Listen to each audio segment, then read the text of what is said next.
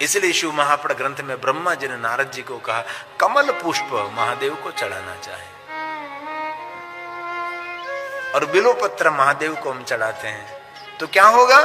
तो कहा लक्ष्मी कामोर्चे शिवम, लक्ष्मी की कामना पूर्ण होगी। कैसे लक्ष्मी मिलेगी? अपनी कामना की पूर्ति करने में लक्ष्मी। बहुत लोगों को लक्ष्मी मिलती है लेकिन कामना की पूर्ति नहीं होती। लक्ष्मी रे मिलते है लेकिन कामना की कोई पूर्ति नहीं। लक्ष्मी बहुत है, पैसा बहुत है उनके पास, लेकिन नहीं पुत्र है, नहीं पौत्र है, कुछ भी परिवार में कुछ संप शांति, कुछ भी संगठन, कुछ भी नहीं है, नहीं किसी का अनुसरण, नहीं किसी का आदर। तो ये लक्ष्मी किस काम की?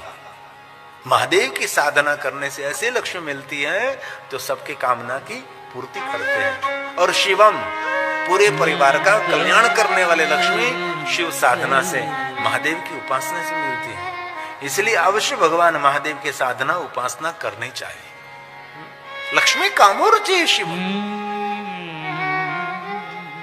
एक बिल्वपत्र महादेव को चलाने से त्रिदलम त्रिगुणाकारम त्रिनेत्रम च त्रियाउधम त्रिजन्म पाप संहारम, एक बिल्वपत्र शिवार्पण।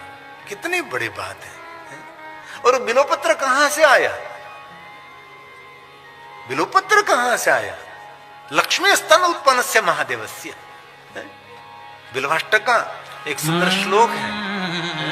लक्ष्मी की साधना का फल है बिल्वपत्र। लक्ष्मी के द्वारा प्रकट हुआ है बिल्वपत्र। ये बिल्वाष्टक में कहा लक्ष्म्यः स्तन उत्पन्नम् महादेवस्य च प्रियम् बिल्ववृक्षं त्यच्छामि एकबिल्वं शिवार्पणम् एकबिल्वं शिवार्पणम्।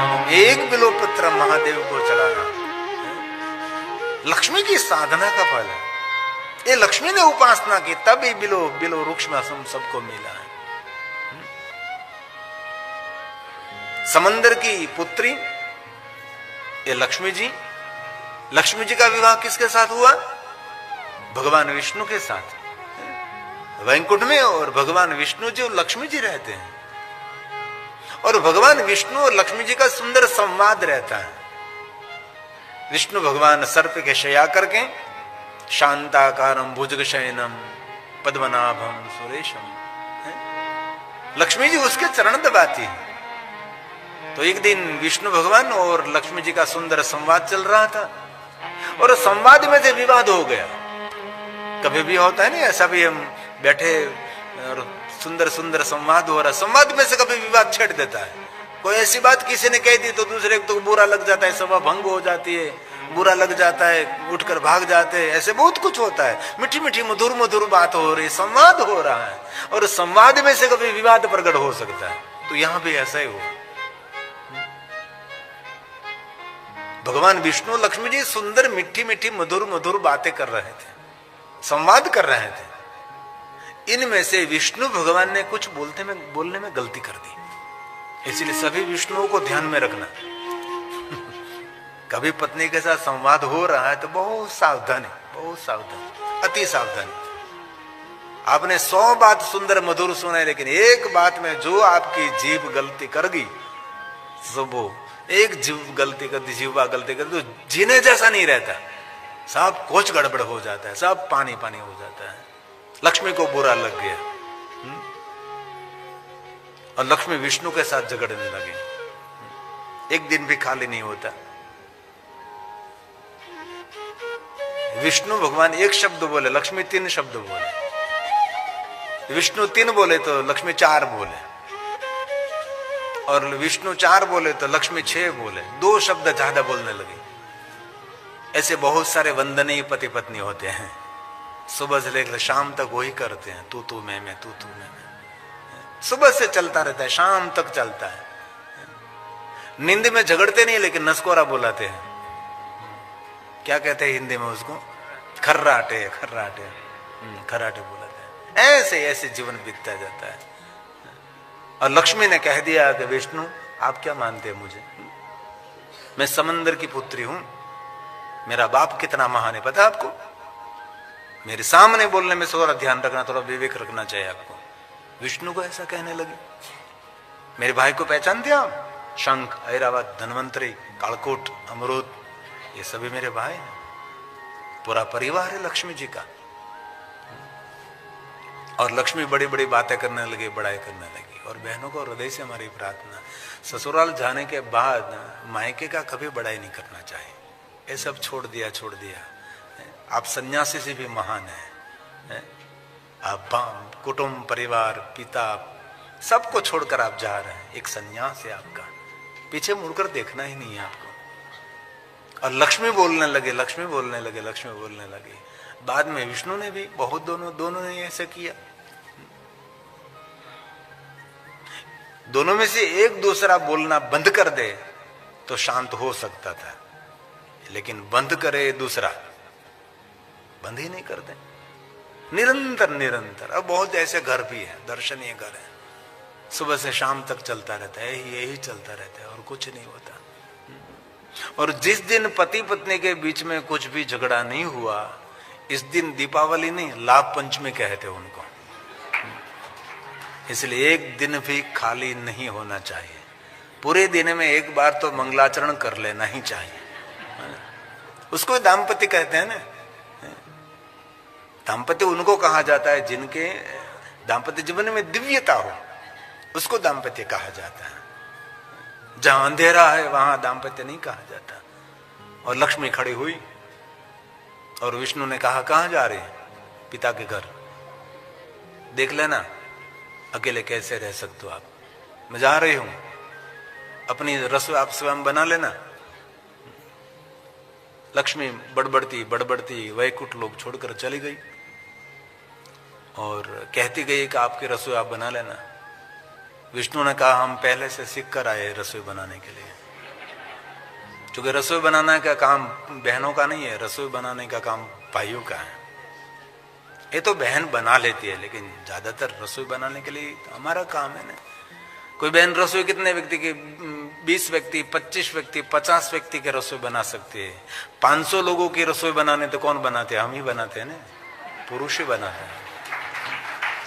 बड़े बड़े रसोई घर कौन संभालते हैं? बहनों नहीं, बड़े बड़े रसोई घर तो पुरुष ही संभालते हैं। और बहनों को प्रार्थना है, कथा में से दीक्षा लेकर जाए, 7 दिन में एक दिन उसको रसोई घर दे दीजिए। आज हमारे छुट्टी है, आप बनाओ।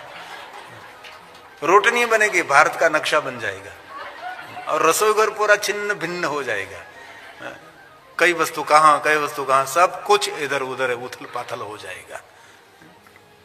तो लक्ष्मी तो गई, रास्ते में बोलती जा रही थी अकेली। इसमें नारद जी सामने मिले, क्योंकि नारद जी तो लाना ही पड़ता है इसमें। तो व्यवहारिक जीवन में नारद जी तो सबसे पहले रहते हैं। तो नारद जी ने पूछा, लक्ष्मी जी आज विष्णु आपके साथ नहीं है, आप अकेले कहां जा रहे हैं? तक लक्ष्मी जी ऊंचे आवाज से नारद के सामने बोलने लगे, नारद जी आपको पता नहीं, सारी दुनिया विष्णु की पूजा करते, लेकिन विष्णु को मैं पहचानती हूं, ये ठीक नहीं है। बात क्या है? लक्ष्मी जी ने पूरी बात समझाई। तब नारद जी ने कहा कि लक्ष्मी, दाम्पत्य जीवन में तो ऐसा चलता ही रहता है, अब कहां जा रही है? पिता के गुरु? अरे ऐसे नहीं जाना चाहिए। आपका सुख पति गृह में है, पिता के गृह में नहीं है। आपको नहीं जाना चाहिए। पति पत्नी के बीच ऐसा झगड़ा चलता ही रहता है। लक्ष्मी ने कहा, नारद जी मुझे पता है, कोई सामान्य वृक्ष नहीं, जो बिलो मूले महादेवम, बिलो वृक्ष के नीचे बैठकर कोई भगवान शिव जी की पार्थेश्वर महादेव की पूजा करें तो उनके लिए कहा है, उनकी सभी कामना, सभी मनोकामना महादेव जी पूर्ण करते हैं। इसलिए कभी अवसर मिले तो बिलो वृक्ष के नीचे बैठकर पार्थेश्वर महादेव की पूजा करें और कोई भी मंत्र जाप करें, उसकी बहुत महिमा है। सभी कामना, सभी मनोकामना पूर्ण करने वाले बिलवृक्ष हैं। और कभी अवसर मिलो तो बिलवृक्ष के नीचे दीपमाला प्रकट करें। जो बिलवृक्ष के नीचे दीपमाला प्रकट करते, बिलु मोले दीपमाला, तो कहा सतत्वज्ञान संपन्न, उसको तत्वज्ञान मिलता है, उसकी कामना मनोकामना पूर्ण हो जाती है। बिलवृक्ष के नीचे बैठकर अपने मस्तक पर जल का सिंचन करते हैं, उनको सभी तीर्थों में स्नान का फल मिलता है। जो कोई बिलवृक्ष को जल सिंचन करता है उसके पितृ तृप्त हो जाते हैं। इसलिए कोई भी देवी देवता का मंत्र बिलवृक्ष के नीचे बैठकर जाप करने से ये मंत्र जल्दी सिद्धि देने के लिए कार्यरत हो जाता है। इसलिए बिलवृक्ष कोई सामान्य वृक्ष नहीं, बिलवृक्ष साक्षात देवताओं का स्वरूप है, ये महादेव का स्वरूप है। जो कोई मनुष्य एक बिलवृक्ष लगाकर एक बिलवृक्ष को बड़ा करता है उनको 1 करोड़ शिवालय निर्माण का फल मिलता है। और एक शिवालय जो निर्माण करता है उनका वंश कभी निर्वंश नहीं, उनके परिवार में कभी निर्धनता नहीं। एक शिवालय निर्माण करने मात्र से तो 1 करोड़ शिवालय निर्माण कौन कर सकता है? तो कोटि शिवालय निर्माण का फल एक बिलवृक्ष लगाना, इस बिलवृक्ष को बड़ा करना, कोटि कोटि शिवालय निर्माण का फल मिलता है। इसलिए आपके पास कहीं इधर उधर जगह है तो जरूर आप एक बिलवृक्ष लगाकर उनकी सेवा करो, उनको रोज दीप उसका दर्शन करो, उसको प्रणाम करो, उसको स्पर्श करो। बिलवृक्ष को स्पर्श करने से, बिलवृक्ष का दर्शन करने से मनुष्य सामान्य पाप नहीं अघोर पाप में से मुक्त हो जाता है। ये बिल्वाष्टक में कहा है, दर्शनम बिल्ववृक्षस्य स्पर्शनम पापनाशनम अघोर पाप संहारम एक बिल्व शिवार्पणम एक बिल्व शिवार्पणम। कभी अवसर मिले तो बिलवृक्ष के नीचे बैठकर भोजन करने की महिमा है। बिलवृक्ष के नीचे बैठकर भोजन करने से तीर्थ में भोजन का फल मिलता है। तीर्थ भोजन जिनको वन भोजन कहते, तीर्थ भोजन कहते, ब्रह्म भोजन कहते, बालिका भोजन, बटुक भोजन, ऐसे बहुत पुण्य मिलता है। इसीलिए बिलवृक्ष पुण्य देने वाला है। बिलवृक्ष हमारा आयुष्य बढ़ाता है, बिलवृक्ष हमको सकारात्मक मनोवृत्ति देते हैं, ये बिलवृक्ष है। और इसीलिए बिलवृक्ष कोई सामान्य वृक्ष नहीं है।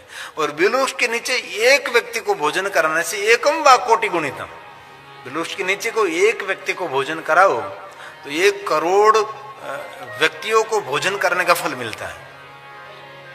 और कभी अवसर मिलते शिव रतम, कोई महादेव का परम भक्त है, उनको बिलवृक्ष के नीचे भोजन कराने से सदरिद्र न जाए थे। उनके कुल में, उनके परिवार में कभी निर्धनता नहीं पहुंचती। इसलिए कोई परम शिव भक्त, कोई महान शिव भक्त है तो उसको बिलवृक्ष के नीचे बैठकर क्षीर युक्त मनाए, खीर का भोजन कराए, गाय का दूध चावल युक्त सुंदर खीर बनाकर उसको भोजन कराए तो उसके कुल में निर्धनता नहीं जाती।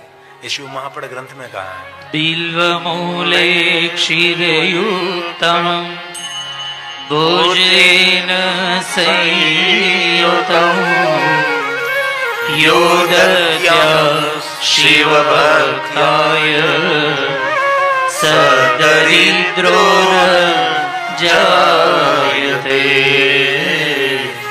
सदरिद्रो न उसके कुल में कभी निर्धनता नहीं पहुंचती। इसलिए कभी अवसर मिले तो बिलवृक्ष की सेवा करें। बिल्व पत्र चढ़ाने का उनको अधिकार है जो बिलवृक्ष की सेवा करते हैं। कभी बिलवृक्ष की सेवा नहीं करें और आप पत्र तोड़ तोड़ कर महादेव को चढ़ा रहे हैं, नहीं नहीं, ये विधान नहीं है। पहले तो वृक्ष की सेवा करनी पड़ती है, वृक्ष को लगाना पड़ता है, उसकी परिक्रमा करे, उसको स्पर्श करे, उसको प्रणाम करे। कोई भी वृक्ष का पान तोड़ने का किसी को अधिकार नहीं है, अधिकार लेना पड़ता है, बिलवृक्ष को प्रार्थना करनी पड़ती है। और लगाया किसने बिलव वृक्ष, और आप तोड़ तोड़ कर महादेव को रोज चढ़ा रहे हैं। कोई भी वृक्ष अपना जीवन पर्ण और मूल पर आधारित है। जो उसका मूल नहीं रहेगा तो वृक्ष नहीं रहेगा, और उसके पत्ते ही नहीं रहेंगे तो भी वृक्ष नहीं रहेंगे। क्योंकि उसके पत्ते से श्वास लेते हैं और मूल से आहार लेते हैं। जैसे हम नाक से स्वाद लेते हैं, मुख से हम आहार लेते हैं, ऐसे वृक्ष को भी यही महिमा है। इसलिए मेरे शिव महापड़ ग्रंथ में वृक्षों की बड़ी महिमा है। और जहां हम काठियावाड़ में रहते हैं ना, वहां हमारा बिलवृक्ष का पूरा जंगल है। मैंने कभी अपने हाथ से बिल्वपत्र तोड़कर भगवान को नहीं चढ़ाया, लेकिन बिलवृक्ष मैंने लगाने का काम किया है, बिलवृक्ष का पूरा वन बनाने का काम किया है। ये आप जैसे सभी भक्तों की कृपा से बना है पूरा बिलवृक्ष वहां। और गुजरात का सबसे बड़ा शिवालय हम निर्माण कर रहे हैं। क्योंकि सही अर्थ में शिवालय कहीं निर्माण नहीं हो रहा। हमारा सोमनाथ महादेव का शिवालय निर्माण हुआ, बाद में कोई गुजरात में ऐसा कोई भव्य दिव्य हजारों साल तक धरती पर रहे। यहाँ दक्षिण भारत में तो बहुत बड़े बड़े शिवालय, एक एक शिवालय 15 एकड़ में, एक एक शिवालय 35-35 एकड़ में, इतने बड़े बड़े शिवालय दक्षिण भारत में है। लेकिन उत्तर भारत में बहुत कुछ नहीं रहा है। इसलिए आपको भी कभी अवसर मिले तो जरूर बिलोक्ष लगाना, बिलोक्ष की सेवा करना, बिलोक्ष को स्पर्श करो, बिलोक्ष को प्रणाम करो, बिलोक्ष के पास बैठकर पंचाक्षर मंत्र का जाप करो, बिलोक्ष के पास में बैठकर, बिलोक्ष के नीचे बैठकर पार्थेश्वर महादेव की पूजा करो। सभी कामना, सभी मनोकामना पूर्ण करने वाला बिलवृक्ष है। इसीलिए तुलसी के पास बैठकर भगवान शिव की पूजा कर सकते हैं। कोई कहते हैं कि बिलोपत्र महादेव को अर्पण कर सकते, तुलसी पत्र महादेव को अर्पण नहीं कर सकते। अरे प्रेम पूर्वक सभी पुष्पों का वर्णन शिव महापड़ ग्रंथ में, जैसे बिलोपत्र महादेव को अर्पण कर सकते हैं, ऐसे तुलसी पत्र भी महादेव को अर्पण कर सकते हैं। ये ब्रह्मा जी ने कहा नारद जी को। नारद सुनिए यार, भक्ति मुक्ति फलम तस्य तुलस्या पूजे द्यादि। तुलसी पत्र महादेव को अर्पण करने से भुक्ति मुक्ति, बिलोपत्र महादेव को अर्पण करने से सभी कामना मनोकामना पूर्ण हो। इसलिए शिव जी की दुनिया में कोई भेद नहीं है। शिव जी बिलोपत्र स्वीकार, तुलसी पत्र का तिरस्कार करे, ऐसा कभी हो नहीं सकता। शिव जी एक स्वीकार की दुनिया है। इसलिए बहुत सारे पुष्पों का वर्णन शिव महापुराण का ग्रंथ में किया है। कैसे पुष्प चढ़ने से क्या मनोकामना पूर्ण होती है, ऐसी महिमा भी पुष्प पूजा में कही। एक पूजा का नाम है पुष्प पूजा, दूसरी पूजा का नाम है धान्य पूजा। अलग अलग धन धान्यों से भगवान शिव का पूजन करते हैं। और कोई भी धान्य महादेव को चढ़ाया, ये धान्य कभी व्यर्थ नहीं होना चाहिए। ये धान्य में से प्रसाद बनता है, ये फेंकना नहीं है, ये कचरे में नहीं डालना है। ये फिर धान्य लेकर शालिग्राम भगवान को स्पर्श कराने के बाद उनमें से प्रसाद बनता है, उसको कहते हैं धान्य पूजा। ये एक है धारा पूजा, जिन वस्तु की धार करते उसको धारा पूजा कहते हैं। जल धारा चढ़ाते, ये जो देखो अभी अलग अलग जो पूजा होती है, शिव जी की बहुत सारी पूजा की परंपरा है। धारा पूजा, जल धारा चढ़ाते, गंगा जल की धारा चढ़ाते हैं, दूध धारा, पंचामृत की धारा, मध की धारा, ऐसे शहद की धारा, फलों के रस की धारा, ऐसी बहुत सारी धाराओं की महिमा है। लेकिन सभी धारा आप नहीं कर सकते तो भगवान शिव जी को गंगा जल चढ़ाए, गंगा जल से अभिषेक कर दिया। अभिषेक श्रेष्ठ परंपरा। अभिषेक क्या है? भगवान के साथ हमारा मन, हमारे विचारधारा जोड़ने के लिए एक ध्यान का एक प्रकार है। जब भगवान को जल धारा करते हैं, तब हमारा चित्त, हमारा मन, हमारा ध्यान सब कुछ शिव में रहता है। क्योंकि धारा टूटनी नहीं चाहिए। तन से हम पात्र पकड़ते हैं और वाणी से मंत्र बोलते हैं, इसलिए वाणी, मन और तन तीनों का संगम रहता है। और भगवान शिव जी को हम अभिषेक करते हैं। भगवान राम ने अभिषेक किया, देवताओं ने भगवान शिव जी को अभिषेक किया। महादेव को जलधारा से अभिषेक करते हैं। अभिषेक इसीलिए करते हैं, जो ध्यान नहीं कर सकते उनके लिए एक ध्यान का एक द्वार है अभिषेक। द्वारकाधीश भगवान कृष्ण जी ने तो कदम कदम पर भगवान शिव जी को अभिषेक किया। और 5 पांडवों को शिव भक्ति का मार्गदर्शन तो कृष्ण जी ने किया, ने द्वारकाधीश भगवान ने किया। कोई भी कार्य का प्रारंभ करते इससे पहले कृष्ण भगवान 5 पांडवों को लेकर जाते थे और भाई बलराम को लेकर जाते थे, चलो अभिषेक करें, अभिषेक करें, भगवान को जलाभिषेक करें। और इतना बड़ा युद्ध खेलना था तो अर्जुन को पहले युद्ध में नहीं ले गए, पहले शिवालय में ले गए। अर्जुन, पहले हम युद्ध में नहीं जाएंगे, पहले हम भगवान शिव जी को अभिषेक करेंगे। सहार्जुनम, अर्जुन के साथ वासुदेव ने भगवान शिव जी को अभिषेक किया। इसलिए बहुत हृदय से कहता हूं, कभी अवसर मिले तो शिव जी को अभिषेक करें। आप घर में भी कर सकते हैं और बिलुष के नीचे बैठकर पार्थेश्वर महादेव निर्माण करके उसको भी अभिषेक कर सकते हैं। कहीं भी शिवालय हो, शिवलिंग को अभिषेक कर सकते हैं। अभिषेक मतलब हमारा मन, हमारी मन की सभी तरंग भगवान शिव के साथ जुड़ती है। और जग प्रसिद्ध अभिषेक हुआ है भगवान द्वारकाधीश भगवान कृष्ण और अर्जुन का अभिषेक। ओम नमो भवाय शर्वाय रुद्राय वरदाय च पशूनां पते नित्यं उग्राय च कपर्दिने महादेवाय भीमाय त्र्यंबकाय शिवाय च ईशानाय मखघ्नाय नमस्ते नखगातिने नमः सहस्रशीर्षाय सहस्रभुजमन्यवे सहस्रनेत्रपादाय नमः सांख्याय कर्मणे नमो हिरण्यवर्णाय हिरण्यकवचाय च भक्तानुकम्पिने नित्यं सीध्यतां नो वरः प्रभु एवं स्तुत्वा महादेवं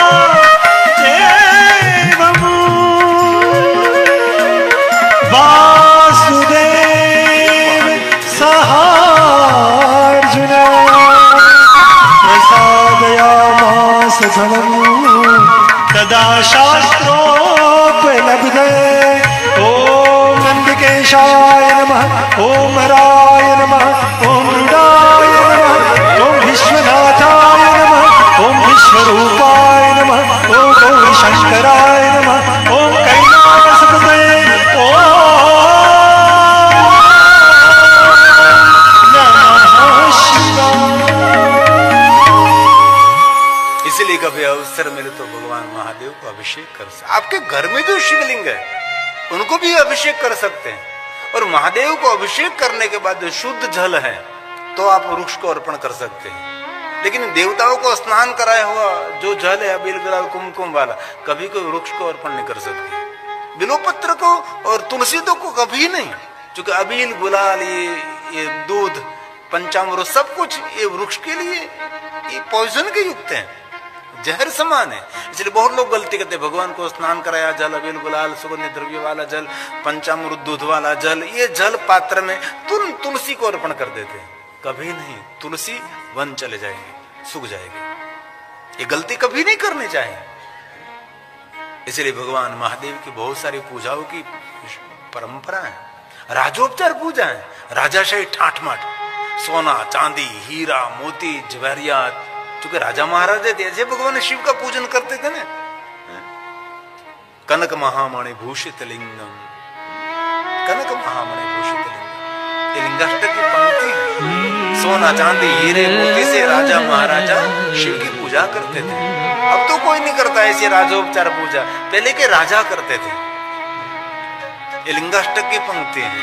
कनक महामणि भूषित लिंगम, सोना चांदी हीरा मोती जवाहरियात भगवान शिव को श्वेतांबर पीतांबर लीलांबर शिव जी को अर्पण करते हैं। इसको कहते हैं राजोपचार पूजा। और कहो बहुत लोग कहते हैं कि भगवान शिव जी को कुमकुम नहीं चढ़ता है। कुमकुम को बिना तो कैसे चलता है? भगवान शिव जी की दुनिया में भस्म और कुमकुम में कोई भेद नहीं है। हमारी दुनिया में कुछ भेद रहा होगा, बाकी महादेव की दुनिया में नहीं। शिव जी को कुमकुम चढ़ा सकते हैं। लिंगाष्टक की पंक्ति है। कुमकुम चंदन लेपित लिंगम, पंकजहार सुशोभित लिंगम, संचित पाप विनाशन, जन्म जन्मांतर के पापों से मुक्त कर देता है। संचित पाप जन्म जन्मांतर का खजाना, ये सब कुछ भगवान शिव की पूजा से सब पाप जलकर भस्म हो जाता है। इस शिवलिंग को मैं प्रणाम करता हूँ। तत्प्रणमामि सदा शिवलिंगम, तत्प्रणमामि सदा शिवलिंगम। सुत पुराण ने प्रयाग तीर्थ में कहा, हे महात्माओं, ये सभी पूजा की महिमा श्रवण करते हैं, उनको सभी पूजा का फल मिलता है। ये आपने कथा श्रवण की, तो कथा श्रवण करने से क्या मिलेगा? तो कि सभी पूजाओं का फल इस कथा श्रवण करने से मिलेगा। हम पूजा नहीं कर सकते ना, इतनी बड़ी बड़ी पूजा, इतने पुष्प, इतने बिल्वपत्र, ये सब कैसे हम कर सकेंगे? तो ये सब नहीं कर सकते। ये कथा जिन्होंने श्रवण कर ली उनको सभी पूजाओं का फल मिल गया। इसलिए कथा श्रवण करने से सभी पूजा का फल मिलता है। इसलिए राजोपचार पूजा, षोड़ोपचार पूजा, पंचोपचार पूजा, एको उपचार, जल का अभिषेक कर दिया, एको उपचार पूजा हो गई। भस्म का त्रिपुंड कर दिया, वैराग्य पूजा हो गई। और ये कुछ भी ना हो सके तो आदि जगत गुरु शंकराचार्य ने कहा, मन से महादेव की पूजा करें, जिनको मानसी पूजा कहते हैं। कभी ट्रेन में कभी प्लेन में सफर कर रहे हैं आप, आपके पास कुछ भी पूजा की सुविधा व्यवस्था नहीं है, तो आंखें बंद करके पहले आप स्नान करिए, पवित्र वस्त्र धारण करिए, सुंदर भाल में भस्म का त्रिपुंड करिए और सुंदर आप पहले आपकी पूजा पहले करें, आप सुंदर श्रृंगार करें, बाद में भगवान का पूजन प्रारंभ करें। इसको कहते हैं मानस पूजा। पहले तो हमारी पूजा, बाद में भगवान की पूजा। इसलिए आदि जगत गुरु शंकराचार्य ने कहा मन से महादेव का पूजन करें। इसलिए बहुत शिव भक्तों को ये मानस पूजा कंठस्थ भी है ना, मन से महादेव की पूजा करें, मन ताजा तरोजा हो जाएगा। रत्ने कल्पितमासनं हिमजले स्नानं च दिव्याम्बरम् नाना रत्नविभूषितं मृगमदा मोदाङ्कितं चन्दनं चापि चम्पकबिल्वपत्र रचितं पुष्पं च धूपं तथा दीपं देवदयानिधे पशुपते कल्पितं गृह्यताम्।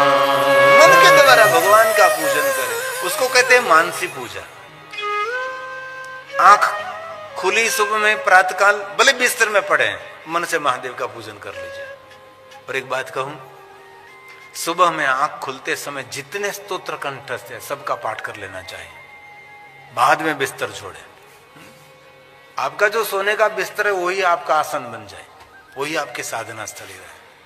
आंख खुल की ब्रह्म मुहूर्त में 3:30 बजे, 4 बजे, 4:30, 5 बजे आंख खुल की, बिस्तर नहीं छोड़ रहे आप, तो बस ऐसे लेटे लेटे जितने स्तोत्र कंठस्थ है सबका पाठ कर लीजिए और ये मानस पूजा कर लीजिए। ताजा तरोजा पावर भरकर आप बिस्तर को छोड़े, सुबह में उठे। बीमार होकर उठना नहीं है, एकदम प्रफुल्लित आह्लादित होकर सुबह में उठना है आपको। कई लोग तो ऐसे ऐसे मरे हुए सुबह में उठते हैं। ये सुबह हमारी ऐसी होनी चाहिए, सुबह तो हमारी ऐसी प्रफुल्लित आह्लादित होनी चाहिए जैसे सुबह में ताजे ताजे सुंदर फूल खिले हैं, जैसे सुंदर शांत सरोवर भरा है, सरोवर में एक सुंदर कमल की कली है, सूर्य का किरण पड़ा और धीरे धीरे धीरे कमल खिलने लगा, ऐसे खिलकर सुबह में उठना चाहिए।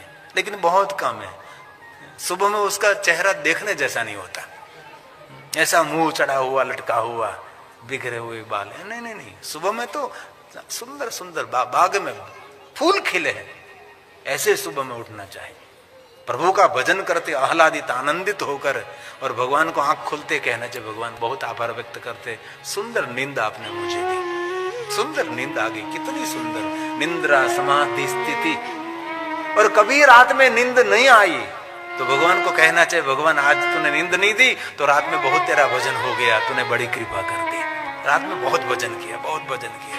कभी किसी को नींद नहीं आती तो रात में और सारा भजन निरंतर निरंतर निरंतर पूरी रात भजन चलता रहता है, आपको अनिंद्रा का भय नहीं लगेगा।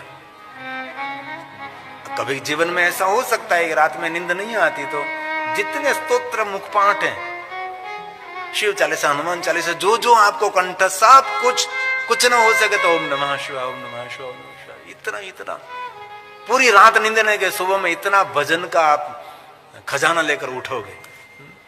और जिनको अनिंद्रा का रोग है उनके लिए श्रेष्ठ दवा है सूर्य का प्रकाश। सुबह में 1 घंटे कॉटन वस्त्र पहनकर अथवा थोड़ा सा शरीर खुला रहे, वैसे मर्यादा से सूर्य नारायण का सुंदर प्रकाश लीजिए, आगे पीछे पूरा 1 घंटे तक सूर्य प्रकाश, यही समय आपको रात में नींद आ जाती है। सूर्य में अद्भुत शक्ति है, लेकिन सूर्य का लोग लाभ ही नहीं ले रहे। सूर्य अर्क है, औषधि है, शरीर में भयंकर से भयंकर रोग सूर्य नारायण मुक्त कर देते हैं। इसलिए नहीं सूर्य नमस्कार करते हम, नहीं सूर्य को वंदना करते हैं, न सूर्य प्रकाश का लाभ लेते हैं, कभी नहीं। इसलिए हम सब रोग से पीड़ित रहते हैं। इसलिए सभी रोगों का निवारण सूर्य प्रकाश है। ऐसे सुबह में 1 घंटे तक, आधे घंटे तक आपके पास जितना समय, इतने समय सूर्य प्रकाश लेना चाहिए। सभी रोगों का निवारण सूर्य नारायण है। तो मन से महादेव का पूजन करें। न जाना में योगम जपम निव पूजा, न तो हम सदा सर्वदा शंभो तुभ्यम मंत्रहीनम क्रियाहीनम भक्तिहीनम सुरेश्वरम यत पूजितम। बस न जानो आरती पूजा, ना जानो पूजा की रीत, सखीरी मैं तो प्रेम दीवानी।